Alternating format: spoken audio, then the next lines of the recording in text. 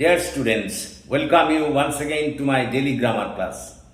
দেখো, আজ একটা খুব গুরুত্বপূর্ণ বিষয় নিয়ে তোমাদের কাছে হাজির হয়েছি এবং সেটি হলো WANDER ওয়ান্ডার এবং WONDER ওয়ান্ডার, এই দুটি শব্দের মধ্যে পার্থক্য কী? দেখো, উচ্চারণগত দিক দিয়ে তো এই দুটি শব্দের মধ্যে কোনো পার্থক্য নেই। এই দুটো শব্দের উচ্চারণ এক এবং উচ্চারণ এক হওয়ার জন্যেই এই দুটি শব্দকে কেন্দ্র করে তোমাদের মধ্যে নানা কনফিউশন দেখা দেয়। কোথায় কোনটাকে ব্যবহার করতে হবে তা তোমরা বুঝতে পারো না। এই দুটো শব্দের উচ্চারণ এক হলেও অর্থগত দিক দিয়ে একটা বিরাট পার্থক্য আছে, সেটা সবসময় তোমরা বুঝতে পারো না। আজকের পর থেকে আর কোনো সমস্যা হবে না। দেখো, আমরা যখন বলি WANDER ওয়ান্ডার, এই ওয়ান্ডার শব্দটার অর্থ হলো উদ্দেশ্যহীন বা লক্ষ্যহীনভাবে ঘোরাফেরা করা। কোনো স্থানে উদ্দেশ্যহীনভাবে ঘোরাফেরা করা তাকেই আমরা বলবো ওয়ান্ডার। এবং এই ওয়ান্ডার WANDER এটি হলো একটি ভার্ব।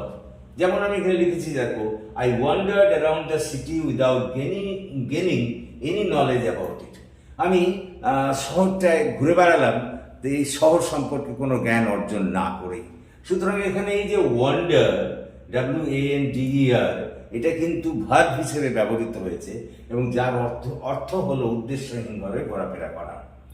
আবার WONDER ওয়ান্ডার এই শব্দটার অর্থ হলো কিন্তু বিস্মিত হওয়া। হ্যাঁ, বিস্মিত হওয়া বা কোনো কিছু ব্যাপারে কৌতূহলী হওয়া বা কোনো কিছু সন্দেহ নিরসনের জন্য জানতে চাওয়া, সেটাকে আমরা বলতে পারি কিন্তু এই WONDER। যেমন এখানে এটা কিন্তু একটা ভার্ব, এই WONDER এটা কিন্তু একটা ভার্ব। এটা দিয়েও আমরা একটা বাক্য রচনা করেছি। দেখো, I wonder what will happen to him if he goes on drinking wine in such a way. মানে আমি